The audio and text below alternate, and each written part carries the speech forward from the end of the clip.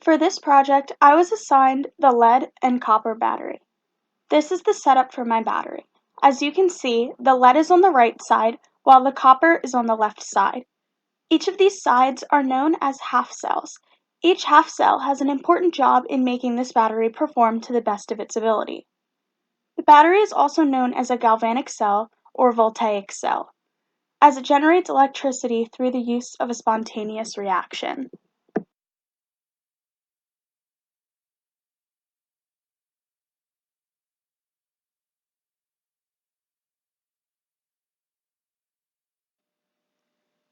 So what is my battery made of? My battery is made of lead and copper, lead being the anode while copper is the cathode. To determine anode versus cathode, you simply take a look at an activity series. Whichever element is listed up higher on the chart is known as the anode, whereas the one lower on the chart is the cathode. The anode ends up being oxidized, while the cathode is reduced. My battery is also made of electrolytes, solutions that allow the flow of electrical charge between the anode and cathode, a salt bridge, which is made of KNO3, and a voltmeter that will tell us the voltage of the battery or how strong it is.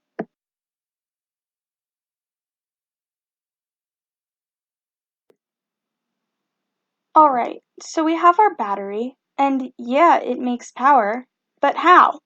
Well, it all starts in this little half cell. Over here we have the anode, which is lead. In our anode, we have the lead solution and the solid metal bar of lead. The solution is composed of lead nitrate. The electrons are then going to flow in a counterclockwise direction from the solution to the solid bar of lead, then to the black wire. From here they will flow into the voltmeter, then out of the voltmeter to the red wire. The red wire will expel the electrons into the bar of copper, then transferring them into the copper sulfate solution.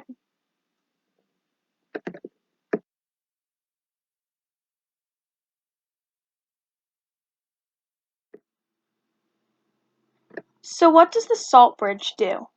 The salt bridge, which is made of potassium nitrate, replenishes the charges of the solutions in the half cells. In the lead half cell, the nitrate, with a negative charge, gives off electrons and stabilizes the charge of the lead nitrate solution, making sure that it doesn't get too positive. On the opposite side, in the copper half cell, the potassium, with a positive charge, takes in extra electrons that are being brought in through the solid bar of copper. This balances the cell by making sure that it doesn't get too negative.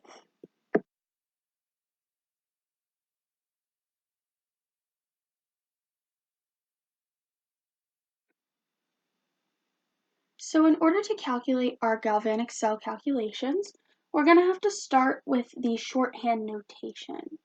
So we have lead and copper, and as you see, both of the oxidation numbers are 2+.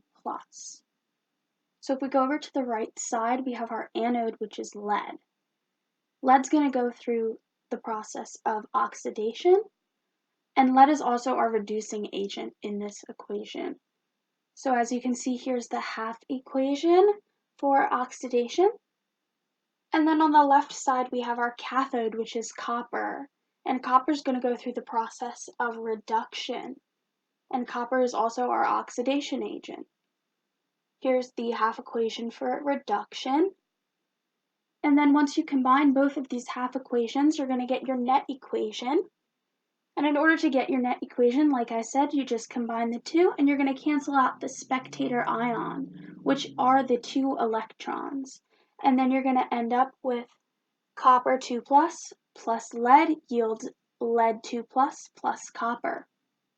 And then to calculate our cell potential, we're going to need both of the voltages for lead and copper. Lead has a voltage of negative 0.356 volts, while copper has a voltage of positive 0.337 volts.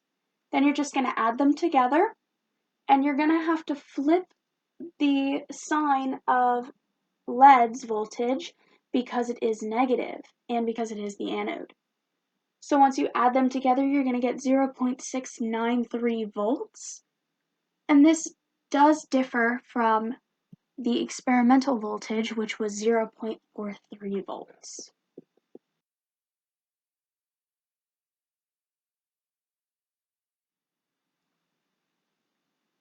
What would happen if the concentration of either solution was changed? If either concentration was changed, then the voltage of the battery would decrease because the battery wouldn't be able to perform to the best of its ability. What happens if the metals are placed in the wrong beakers? If the metals are placed in the wrong beakers, the voltmeter wouldn't be able to pick up a voltage, and the battery would be a flop. What happens to the battery over time? Well, over time the anode metal will corrode, and the cathode metal will build up, causing the voltage to slowly decrease. What happens if the salt bridge is made of KCl? If the salt bridge was made of KCl, there would be a double replacement reaction occurring, and a precipitate would form, causing the concentration of the solution to lower and ultimately decreasing the cell potential. Why is KNO3 normally used?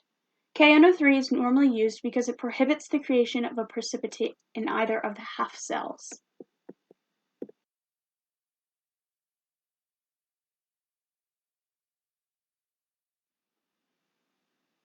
Did you know that any time you submerge two different metals that are somehow electrically or physically connected in seawater, they become a battery? As cool as this may sound, it can be quite detrimental to the boats and propellers. As the electric current flows from one metal to the next, the metals begin to corrode from the release of electrons. This is called galvanic corrosion. The way to stop galvanic corrosion from occurring is to add a sacrificial anode. A sacrificial anode, to stay true to its name, is one that sacrifices or gives up its electrons so that the other two metals don't have to. The most common sacrificial anode that boaters use is zinc.